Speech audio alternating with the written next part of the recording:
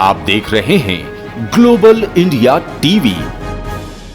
मालछा क्षेत्र के सराय में शुक्रवार को आसपास के 12 गांवों की संयुक्त रूढ़िगत ग्राम सभा आयोजित हुई, जिसमें सैकड़ों आदिवासी शामिल हुए। बैठक में मध्य प्रदेश पर्यटन बोर्ड द्वारा संरक्षित ऐतिहासिक सराय किले को निजी व्यक्ति को लीज पर दिए जाने और क्षेत्र में वर्षों से रह रहे आदिवासी परिवारों के मकान तोड़े जाने पर कड़ा विरोध जताया गया। ग्राम सभा में कहा गया कि बिना पूर्व अनुमति आदिवासी भूमि का हस्तांतरण असंवैधानिक है। संविधान के अनुच्छेद 13, 19, 21 और 244 एक एवं 5वीं अनुसूची का हवाला देते हुए वक्ताओं ने कहा कि अनुसूचित क्षेत्रों में ग्राम सभा की सहमति के बिना भूमि हस्तांतरण वैध नहीं है।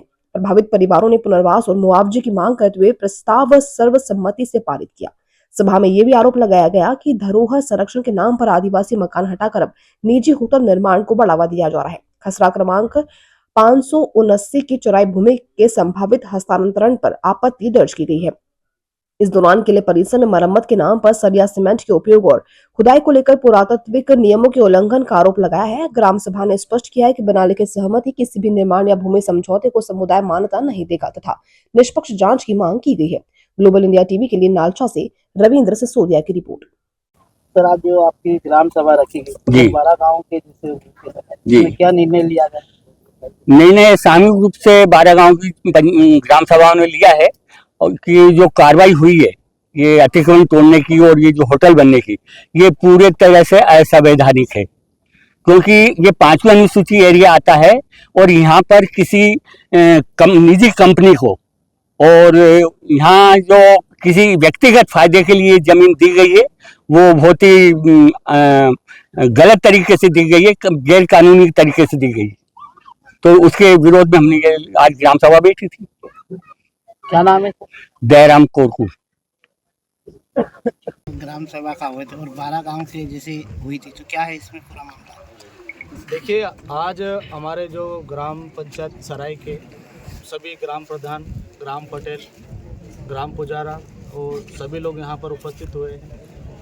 ये ग्राम सभा है, रूढ़िगत ग्राम सभा है, भारतीय संविधान के अनुच्छेद 13(3) के अनुसार संचालित होती है, जिसमें पैसा एक्ट, पंचायत अधिनियम ये इसके बाद में आते हैं, क्योंकि मेन जो ग्राम सभा होती है वो रूढ़िगत ग्राम सभा होती है। ग्राम सभा ने यहाँ पर देखा कि हमारे 5 आदिवासी परिवार है, उनके घरों को तोड़ा गया है, जो कि ग्राम सभा के नियम के विरुद्ध है। बिना अनुमति के ग्राम सभा के यहाँ पे सरकार एक व्यक्ति है, चाहे वो एसडीएम हो, तहसीलदार हो या नायब तहसीलदार हो, बिना ग्राम सभा की अनुमति के इन लोगों ने यहाँ पे घर तोड़ दिए।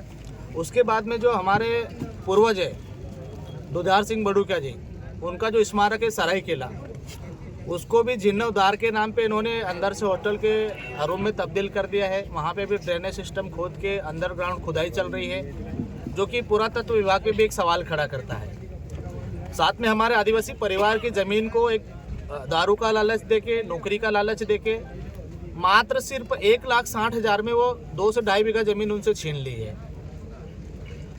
इसलिए यहाँ पर आज ग्राम सभा बैठी है और ग्राम सभा ने अभी प्रस्ताव पारित कर रहे हैं, उसमें थोड़ा सा 5-10 मिनट का समय लगेगा, जिसमें माननीय नायब तहसीलदार, तहसीलदार, औसडेम और कलेक्टर को मुख्य उनके विरोध में ये कार्रवाई होगी, क्योंकि उन्होंने ग्राम सभा का उल्लंघन किया है। सर, ये जो होटल बन रही थी इसका क्या है?